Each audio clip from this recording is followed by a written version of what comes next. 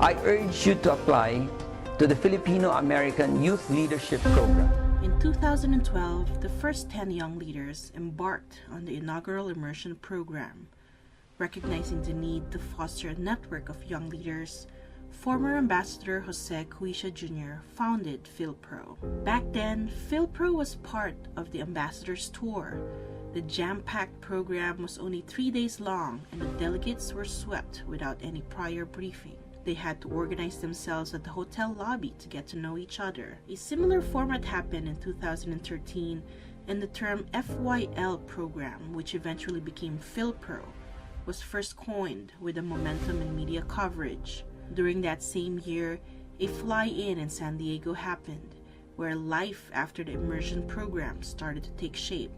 Alumni began to discuss projects, with the understanding that we need to continue the work by protecting the network and the friendship that we've formed.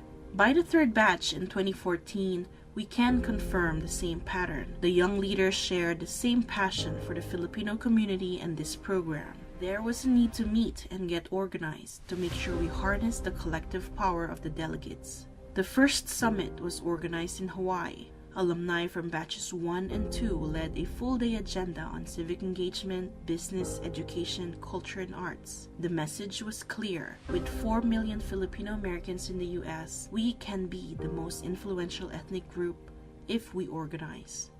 We all understood the why. For the how, a fly-in was organized in New York for the first strategic planning for the organization. We defined our values, our structure, our mission. We defined who we are. At the end of 2015, our 501c3 was established, and FYLPRO, as an educational nonprofit, began to take shape.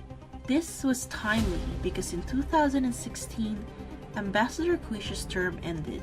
With determination, FYLPRO worked hard to make sure the immersion program doesn't stop, and with continued support from the Department of Foreign Affairs and the Ayala Foundation, a Memorandum of Understanding was signed during a fly-in in Los Angeles.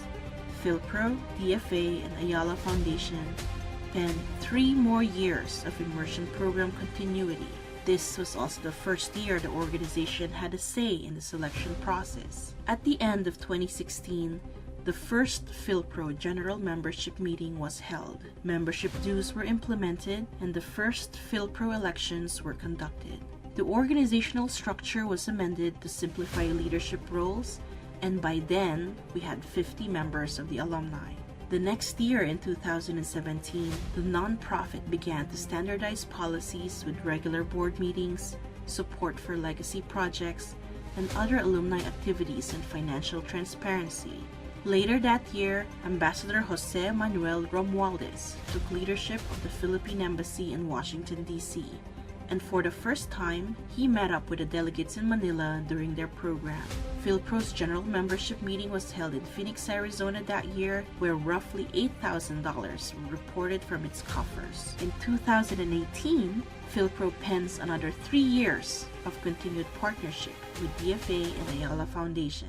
By this time, the organization has amassed a wider network of partners in the Philippines and in the US. Program alumni have pursued their legacy projects in their respective hometowns, and FYLPRO has continued to elevate the Filipino community and uphold its pillars to bridge, represent, and discover. By 2019, and having fundraised a humble $15,000 through its leadership and various efforts, delegates for the immersion program was upped from 10 to 15. Today, FYLPRO has 84 members across the United States. They continue to be leaders in their communities, excel in their chosen fields, and become role models. 5 years since the last strategic planning, the organization chose to focus its efforts to strengthening our partnerships and relationships in the network by revisiting our core values and reasons. With the pandemic, the immersion program for 2020 has been canceled, but we all look out and look forward to the next chapter of FYLPRO.